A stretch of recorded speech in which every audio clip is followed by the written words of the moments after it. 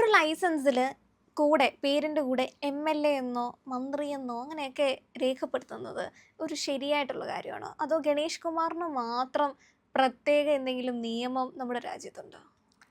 ശരിക്കും പറയുകയാണെങ്കിൽ നമ്മൾ പഠിച്ച് പാസ്സായ ഡിഗ്രികൾ, അതായത് എഞ്ചിനീയർ എന്നുള്ളതിന് ER ഇപ്പോൾ പണ്ട് അതുപോലും ഇല്ല കേട്ടോ. പിന്നെ ഡോക്ടറിനാണെങ്കിൽ ഡോക്ടർ. DR നോക്കാം, ചാർട്ടേഡ് അക്കൗണ്ടൻറ്റ് ഇപ്പോൾ CA എന്ന് പറഞ്ഞ് വയ്ക്കുന്നുണ്ട്. ഡോക്ടർമാർ അവരോട് പേരിനോടൊപ്പം തന്നെ അവരുടെ MD എന്താണെന്ന് വെച്ചാൽ MS അങ്ങനത്തെ കാര്യങ്ങളൊക്കെ വയ്ക്കാറുണ്ട്. ഇപ്പോൾ ജസ്റ്റിസുമാർക്ക് ഒരു പ്രിവിലേജ് ഉണ്ട് കേട്ടോ. പക്ഷേ അവർ റിട്ടയേർഡ് ആണെങ്കിൽ റിട്ടയേർഡ് എഴുതും. പക്ഷേ ഇങ്ങനെ MLA അല്ലല്ലോ. അല്ല. അപ്പോൾ ഇപ്പോൾ XMLA എന്ന് പറഞ്ഞ് വയ്ക്കണ്ടേ അങ്ങനെയാണെങ്കിൽ, അല്ലേ? MLA ആയിരുന്ന ആളല്ലേ, ഇപ്പം അല്ലല്ലോ. അല്ലെങ്കിൽ തന്നെ ഡ്രൈവിംഗ് ലൈസൻസിലൊക്കെ നമ്മളുടെ പേര്, അല്ലെങ്കിൽ നമ്മുടെ രക്ഷിതാക്കളുടെ പേര്, അതെ. ഭാര്യയുടെയോ ഭർത്താവിൻ്റെയോ പേര്, അഡ്രസ്സ്, ഇത്രയും കാര്യങ്ങളൊക്കെ ഉള്ളൂ. അതിന് എന്തിനാണ് ഒരു MLA എന്ന് വെച്ചിരിക്കുന്നത്?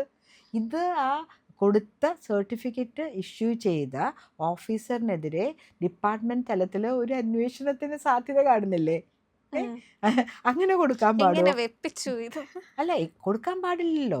രാജാവിനെക്കാട്ടിലും വലിയ രാജഭക്തി എന്ന് പറഞ്ഞ പോലെയല്ലേ. അദ്ദേഹം ഗണേഷ് കുമാർ മന്ത്രിയായിരുന്നെങ്കിൽ നമുക്കിത് ശരി വയ്ക്കടോ എന്ന് പറഞ്ഞെങ്കിൽ വയ്ക്കാം. അല്ലെങ്കിൽ കാസർഗോട്ടേക്ക് പണ്ട് എല്ലാ സമയത്തും പണിഷ്മെൻറ്റ് ട്രാൻസ്ഫർ എന്ന് കേട്ടാൽ കാസർഗോഡ് എന്ന് പറഞ്ഞാൽ ആൾക്കാർക്ക് പേടിയാണ്. അങ്ങനെയാണ് നമ്മളുടെ ചെറുപ്പകാലത്ത് കാസർഗോഡേക്ക് ട്രാൻസ്ഫർ ഇട്ടെന്ന് പറഞ്ഞാൽ ആൾക്കാർ അടങ്ങി ഒതുങ്ങി ഇവർ പറയുന്ന പോലെ ഇരുന്ന് ജോലി ചെയ്യും. അപ്പോൾ അങ്ങനെയൊക്കെ ഭീഷണിപ്പെടുത്താമായിരുന്നു. ഈ സാഹചര്യത്തിൽ അദ്ദേഹം MLAയും അല്ല, മന്ത്രിയുമല്ല, ഒന്നുമല്ല. പിന്നെ എങ്ങനെയാണ് MLA എന്ന് വയ്ക്കുന്നത്? അങ്ങനെ എപ്പോഴാണ് ഈ ലൈസൻസ് എടുത്തത്? ലൈസൻസിൻ്റെ ഒരു വലിയ കഥ ഉണ്ടായിട്ടുണ്ടല്ലോ. അദ്ദേഹത്തിന് ഇവിടുത്തെ ലൈസൻസേ ഇല്ല. ലൈസൻസ് എടുത്തേക്കുന്നത് 18 വയസ്സിന് മുമ്പാണ്. അത് കൊടുക്കാൻ അതിന് വാലിഡിറ്റി ഇല്ലല്ലോ. അങ്ങനെയായിരുന്നില്ലേ അതിൻ്റെ കാര്യങ്ങൾ? 18 വയസ്സിന് മുമ്പ് മുകളിലുള്ളവർക്ക് അല്ല, ലൈസൻസ് 18 മുമ്പുള്ളവർക്ക്, അതായത് 16 വയസ്സ് 17 വയസ്സുകൾക്കൊന്നും ലൈസൻസ് ഇല്ല. കിട്ടില്ല. ഇദ്ദേഹത്തിന് മാത്രം കിട്ടിയിട്ടുണ്ട്. അദ്ദേഹത്തിന് അങ്ങനെ കിട്ടി. പിന്നെ അദ്ദേഹം വളരെ പൊങ്ങച്ചം പറഞ്ഞു. അദ്ദേഹം ദുബായിൽ ലൈസൻസ് അതെ, ഉണ്ട്. ഞാൻ അത് വെച്ചൂടെ ഓടിക്കും. അത് വെച്ച് ഇവിടെ ഓടിക്കുന്നു. ഇവിടെ വന്നാൽ ഇവിടുത്തെ റൂൾസ് അനുസരിച്ച് പഠിക്കണം. ദുബായിലെ റൂള് വ്യത്യസ്തമാണ്, ഇവിടുത്തെ റൂള് വ്യത്യസ്തമാണ്. ദുബായിലെ ഒരു ഇത് കാണിച്ചാൽ മതി, ട്രാഫിക് വയലേഷൻ കാണിച്ചാൽ എവിടെ ഇരിക്കുന്ന അവിടെ പോയി നോക്കിയവർക്കേ അറിയുള്ളൂ. ഇവിടെ അതുപോലെയാണ് ഓടിക്കുന്നത്. ഇവിടെ വയലേഷൻസ് മാത്രമല്ലേ ഉള്ളൂ. ഇദ്ദേഹം ഗതാഗത മന്ത്രിയായിരുന്നില്ലേ. ഒരു പൊതുനിരത്തിലേക്ക് ഇറങ്ങിയാൽ, എൻ്റെ ആതിരെ ഇന്നലെ ഞാൻ നോക്കുമ്പോൾ രാത്രി ഒരു 7-7:30 മണിക്ക് പനമ്പള്ളി നഗറിൽ തന്നെ ഓപ്പോസിറ്റ് സൈഡിൽ, ഞാൻ ഇങ്ങോട്ടേക്ക് പോവുകയാണെങ്കിൽ നമ്മൾ എന്താണ് വലതുവശത്ത് കൂടെയാണ് നമ്മുടെ ഓപ്പോസിറ്റ് സൈഡിൽ നിന്ന് വരുന്നത്. ഇടതുവശത്ത് കൂടെ റോഡിന് നടുക്ക് കൂടെ ഒരു സൈക്കിള്, ലൈറ്റും ഇല്ല ഒന്നുമില്ല, അദ്ദേഹം ഡാർക്ക് കളറിലെ വസ്ത്രം ധരിച്ചിരിക്കണം. അടുത്തെത്തുമ്പോഴാണ് കാണുന്നത്. എന്തെങ്കിലും പറ്റിക്കഴിഞ്ഞാൽ വലിയ വാഹനത്തിൽ വരുന്നവർക്കാണ് കുറ്റക്കാര്. എൻ്റെ ദൈവമേ എന്നും പറഞ്ഞ് കാറ് മുന്നോട്ടെടുത്ത് 2 മിനിറ്റ് വേറൊരാൾ അതുപോലെ നടുക്ക്. ആത്മഹത്യാ ശ്രമമാണോ എന്ന് പോലും ഞാൻ പരിഭ്രമിച്ചു പോയി. ഞാൻ തന്നെയാണ് പറയുന്നത്, എൻ്റെ കാറിൻ്റെ നേരെയാണ് ഞാൻ ഈ പറയുന്നത് കേട്ടോ. അപ്പോൾ ഇങ്ങനെയൊക്കെയുള്ള വയലേഷൻസ് നടക്കുന്നുണ്ട്. സൈക്കിളുകാർക്ക് എന്തും ചെയ്യാം. അല്ല, നമ്മുടെ സബ്ജക്റ്റ് അതല്ല, എന്നാലും എൻ്റെ ഇന്നലത്തെ ആ ഒരു ടെൻഷൻ ഞാൻ അനുഭവിച്ചത് ഷെയർ ചെയ്തു എന്നുള്ളൂ. ഇതുപോലെ സാഹചര്യത്തിൽ കൂടെ കടന്നുപോയ പലരും ഉണ്ടാകും. സൈക്കിളുകാർ എവിടെ കൂടെ വേണമെങ്കിലും വരും, കാൽനടക്കാർ എവിടെ കൂടെ വേണമെങ്കിലും. ഇനി കുട്ടികളെ റോഡിൻ്റെ നടുക്കിലേക്ക് കയ്യിലിങ്ങനെ ലൂസാക്കി പിടിച്ച് ആടി പോകുന്ന മാതാപിതാക്കളെ, അപ്പൂപ്പന്മാരെ അമ്മൂമ്മമാരെയൊക്കെ നമ്മൾ എത്ര കണ്ടിരിക്കുന്നു, അല്ലേ? അപ്പോൾ ഈ ഗണേഷ് കുമാർ ദുബായിലെ ലൈസൻസുമായിട്ട് ഇവിടെ ഓടിക്കാം എന്നൊക്കെ ഒരു വീരശൂര പരാക്രമം പറഞ്ഞ സാഹചര്യത്തിൽ എന്തോ ആകട്ടെ, ആൾക്കാർ വലുതായിട്ട് പ്രതികരിച്ചില്ല. ഇപ്പോൾ ആളുകൾ പ്രതികരിക്കും. കാരണം താങ്കൾ ഇപ്പോൾ MLA അല്ല. ഇനി ഈ ജീവിതത്തിൽ MLA ആവുമെന്നും നമുക്ക് തോന്നുന്നില്ല. അദ്ദേഹത്തിന്റെ മനസ്സിൽ എനിക്ക് തോന്നുന്നു പത്തനാപുരത്തെ ഒരു രാജാവായിട്ടാണ് ഗണേഷ് കുമാർ സ്വയം കാണുന്നത്. അവരോധിച്ച രാജാവായിരുന്നു. NSSൻ്റെ എന്താണ് അപ്രഖ്യാപിത രാജാവ് അവിടുത്തെ യൂണിറ്റിൻ്റെ ആയിരുന്നു. അവിടെ നിന്ന് ഇങ്ങനെ എടുത്ത് ഇങ്ങനെ ഇട്ടില്ലേ. പിന്നെ ഇപ്പം അമ്മയുടെ കാര്യം പറഞ്ഞ് കുറച്ച് മുന്നോട്ട് വരാനായിട്ട് ശ്രമിച്ചു. എങ്ങനെയെങ്കിലുമൊക്കെ ഇനി ഞാൻ അമ്മയിൽ നീ അല്ല, ഇനി ഞാൻ എന്തായാലും കേരള രാഷ്ട്രീയത്തിൽ നിന്നും പുറത്തായി, ഇവിടെ വലിയ സ്ഥാനമില്ല. അപ്പൊ ഇനി ഞാൻ അമ്മയിലാണ്. അമ്മയിലാണോ? അമ്മയ്ക്ക് വേണ്ടാന്ന് പറഞ്ഞല്ലോ അവര്. വേണ്ടാത്ത ആൾക്കാർക്കൊക്കെ ഓടിച്ചെല്ലാനുള്ള സ്ഥലമാണ് അമ്മ. അവിടെ നല്ല വിദ്യാഭ്യാസവും നല്ല കഴിവും തെളിയിച്ചിട്ടുള്ള ധാരാളം പേര് അമ്മയുടെ ഭാരവാഹി സ്ഥാനത്തേക്ക് വരാനായിട്ടിരിക്കുമ്പോൾ അങ്ങോട്ടേക്ക് ഓടിച്ചെന്ന് എടുക്കുമോ? ഈ മുകേഷിൻ്റെ കാര്യം, മുകേഷ് ഇപ്പോഴും ആരോ പണ്ട് MLA എന്നുള്ള ബോർഡ് വെച്ചാണ് വീടിൻ്റെ മുമ്പിൽ മാറ്റാൻ തോന്നുന്നില്ല. കാരണം ഒരു ഹാങ് ഓവർ ഇല്ലേ. ഒരു വലിയ സക്സസ്ഫുള്ളായിട്ട് സിനിമ കഴിഞ്ഞാൽ കുറേ നാൾ അതിൻ്റെ ഒരു നടപ്പും സംസാര രീതിയും ഒക്കെ അവർ തന്നെ അനുകരിക്കും, അല്ലെങ്കിൽ ധാരാളം പേര് അനുകരിക്കും. അല്ലേ? അത് മിമിക്രി ആർട്ടിസ്റ്റുകളും മോണോ ആക്ട് ചെയ്യുന്ന ആൾക്കാർ, അത് കൂടാണ്ട് തന്നെ ഇങ്ങനെ ഇപ്പം മോഹൻലാലിൻ്റെ കാര്യം പറയുമ്പോൾ എല്ലാവരും ഒരു ചെരിവ് അങ്ങനെയൊക്കെ നടക്കുന്ന പോലെ ആ ഹാങ് ഓവർ ഇപ്പോഴും നമ്മുടെ മുകേഷ് ചേട്ടന് മാറിയിട്ടില്ലെന്നേ. ഉം. MLA ആണെന്നൊരു തോന്നലാണ് ഇപ്പോഴും അദ്ദേഹത്തിൻ്റെ നടപ്പ്. പലർക്കും അവരുടെ ആ MLA ഇരുന്ന കാറുകളുണ്ടല്ലോ, കാറിൽ MLA എന്നുള്ള ബോർഡ് വെക്കും. ആ അതെ. ബോർഡുകൾ മാറ്റാൻ തന്നെ ബുദ്ധിമുട്ടാണെന്നും കേൾക്കുന്നുണ്ട്. ഉം. പുറത്തേക്ക് ഇറങ്ങുന്നില്ലെങ്കിലും ആ വീട്ടിൽ കിടക്കുന്ന കാറിലെങ്കിലും ആ ബോർഡ് വെച്ച് ഞാനും ഒരു MLA ആയിരുന്നു അല്ലേ, ഇനി എനിക്ക് ഈ സൗഭാഗ്യം തിരിച്ചു വരുമോ, എടിയേ ഈ ബോർഡ് മാറ്റണോ, 5 കൊല്ലം കഴിഞ്ഞാൽ തിരിച്ചെടുത്ത് വയ്ക്കേണ്ടി വരുമോ എന്നൊക്കെ ഭാര്യയായിട്ടും മക്കളുമായിട്ടൊക്കെ ഒരു സംഭാഷണത്തിലൊക്കെ ഏർപ്പെട്ട് ഇങ്ങനെ ഇരിക്കുവാണ്.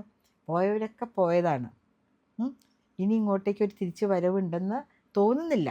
സാധാരണ ഒരു ജനങ്ങളോട് സംസാരിക്കുമ്പോൾ അവർക്കൊക്കെ നേരത്തെ പിണറായി സഖാവിൻ്റെ മന്ത്രിസഭയിലുള്ള ആരെക്കുറിച്ചും ഒരു നല്ല അഭിപ്രായം പറയാനില്ല. Starting from the captain himself. ആരെക്കുറിച്ചും പറയാനില്ല. എന്തോ ഭാഗ്യം കൊണ്ടോ ദൗർഭാഗ്യം കൊണ്ടോ ജയിച്ചു പോയ ആൾക്കാരാണെന്ന് തന്നെ പറയണം. ഇപ്പോൾ അവിടെ ഇരിക്കുന്ന എന്താണ് LDFൻ്റെ MLA മാർ വായ തുറക്കാൻ പറ്റുന്നുണ്ട്. ക്യാപ്റ്റനെ വായ തുറക്കുന്നില്ല.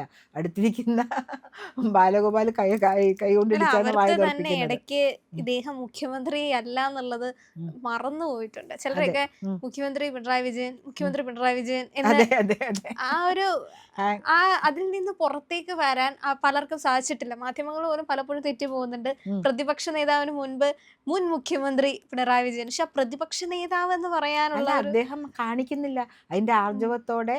കാരണം VD സതീശൻ വളരെ നന്നായിട്ട് ആ റോള് നിർവഹിച്ചു കേട്ടോ, നമ്മളത് പറയാണ്ടിരിക്കാൻ പറ്റില്ല.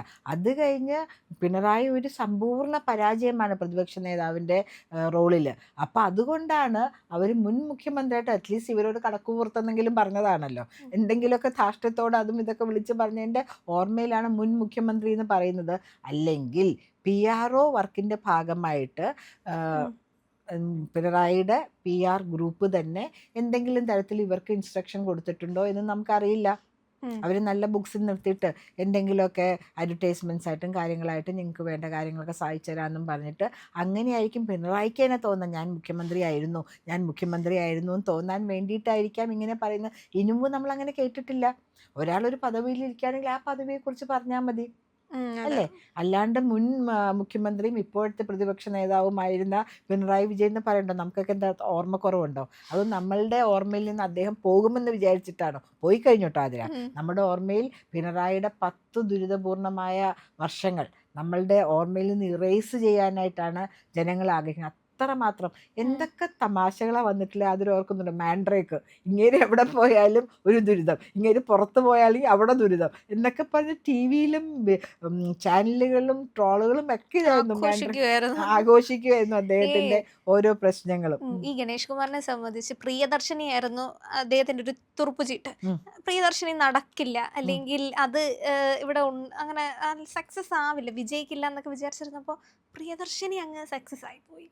ജനങ്ങൾ അത് ഏറ്റെടുത്തു. ആകെ വിഷയം എന്ന് പറയുന്നത് പ്രൈവറ്റ് ബസ്സുകളെ സംബന്ധിച്ച് മാത്രമാണ്. പക്ഷെ ജനങ്ങളെ സംബന്ധിച്ച് ജനങ്ങൾ അത് ഒരുപാട് ഉപയോഗിക്കുന്നുണ്ട്. അപ്പോൾ പ്രിയദർശിനി വനിതകൾ പ്രത്യേകിച്ച് വനിതകൾക്ക് അത് ഉപയോഗപ്രദമാണ്, അത് വിജയിക്കുന്നുണ്ട്, അല്ലെങ്കിൽ അത്രത്തോളം നല്ല രീതിയിൽ അത് മുന്നോട്ട് പോകുന്നുണ്ട്. അപ്പോൾ പ്രിയദർശിനി അത് ഒന്നും സംസാരിക്കാൻ പറ്റുന്നില്ല. തൻ്റെ ആ ഒരു നാക്ക് വോയിസ് എതിരെ സംസാരിക്കുകയാണെങ്കിൽ ജനങ്ങൾ ശത്രുക്കളാവുകയുള്ളൂ. പ്രത്യേകിച്ചും സ്ത്രീകൾക്ക് എൻ്റെ അടുത്തൊരു സുഹൃത്തൊരു വനിതാ സുഹൃത്ത് പറയായിരുന്നു, ഇപ്പോൾ തോന്നുമ്പോഴൊക്കെ ഗുരുവായൂർ പോകുന്നു. 2-3 സ്ഥലത്ത് മാറി കയറണം എന്ന് വെച്ചാലും സുഖമായിട്ട് ഗുരുവായൂർ പോകുന്നുണ്ട്, തൊഴുത് സുഖമായിട്ട് തിരിച്ചു വരുന്നുണ്ട്, കാശൊന്നും ചിലവാകുന്നില്ല, കൊടുങ്ങല്ലൂർ അമ്പലത്തിൽ പോകുന്നുണ്ട്. ഇനിയിപ്പോൾ എനിക്ക് ആലോചിക്കാനുള്ള കർക്കിടക മാസത്തിൽ 4 അമ്പല പുണ്യദർശനം എന്നൊക്കെ ഉണ്ടല്ലോ, അത് കണക്ട് ചെയ്ത് പോകുന്ന ബസ്സുകളുടെ സമയമൊന്ന് ആലോചിക്കാനുണ്ട്. ആൾക്കാർ വളരെ അലേർട്ടായിട്ട് KSRTCയിൽ സ്ത്രീകൾക്ക് സൗജന്യമായി കിട്ടുന്നതിനെക്കുറിച്ച് സ്ത്രീകൾ വളരെ ഹാപ്പിയാണ് കേട്ടോ. പക്ഷേ അതിന് ഉണ്ടാവാൻ പോകുന്ന ഫിനാൻഷ്യൽ ഇംപ്ലിക്കേഷൻ നമ്മളുടെ ഈ കൊച്ചു സംസ്ഥാനത്തിന് താങ്ങാൻ പറ്റുന്നതാണോ എന്നുള്ളത് ധനകാര്യമന്ത്രി കൂടിയായ മുഖ്യമന്ത്രി ആലോചിക്കേണ്ട വിഷയം തന്നെയാണ്, അല്ലേ? പക്ഷെ എന്തായാലും തീർച്ചയായും ഗണേഷ് കുമാറിന് ഒരു ശനി കാലമാണ്. ചെയ്തതും മുൻകാലങ്ങളിൽ പ്രവർത്തിച്ചതും ഇപ്പോൾ ചെയ്ത് പിന്തുടർന്നു പോയിക്കൊണ്ടിരിക്കുന്ന എല്ലാത്തിനും തിരിച്ചടികളുടെ ഒരു കാലം തന്നെയാണ്. പക്ഷേ നമ്മൾ പറയാനുള്ളത് ആതിര, ഇനി ഈ MLA എന്നുള്ള അദ്ദേഹത്തിന് ഡ്രൈവിംഗ് ലൈസൻസ് കൊടുത്തിട്ടുണ്ടെങ്കിൽ അടുത്ത തവണ നമ്മൾ സംസാരിക്കുമ്പോഴേക്കും അത് മാറ്റി സ്വന്തം പേരിൽ ഉള്ള ഡ്രൈവിംഗ് ലൈസൻസ് ഉപയോഗിക്കുന്നതാണ് മാന്യത. അതെ. ഇനി എം.എൽ.എ ആയിരുന്നെങ്കിൽ പോലും അങ്ങനെ ഉപയോഗിക്കുന്നത് ശരിയല്ല.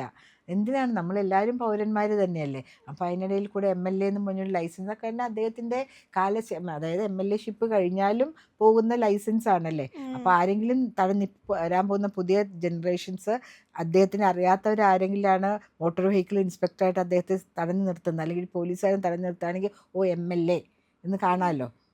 അപ്പോൾ ഇത്തിരി മാന്യതയൊന്നും ഇല്ലെങ്കിൽ എക്സ്-എം.എൽ.എയും ചേർക്കോ, അല്ലെങ്കിൽ എം.എൽ.എ എന്നുള്ളത് ഒഴിവാക്കോ. ഇതെല്ലാവരും ഒന്ന് ശ്രദ്ധിച്ചാൽ വളരെ നന്നായിരിക്കുമെന്ന് പറയാനുള്ളൂ. ഏറ്റവും പുതിയ വാർത്തകളുമായി പ്രിയമുള്ളവരെ, ഇന്ത്യ ലൈവ് നിങ്ങളുടെ മുന്നിലുണ്ടാവും. നമ്മുടെ ചാനൽ ഇതുവരെ സബ്സ്ക്രൈബ് ചെയ്തിട്ടില്ലെങ്കിൽ ഉറപ്പായിട്ടും ഇന്ന് തന്നെ ചെയ്യണേ.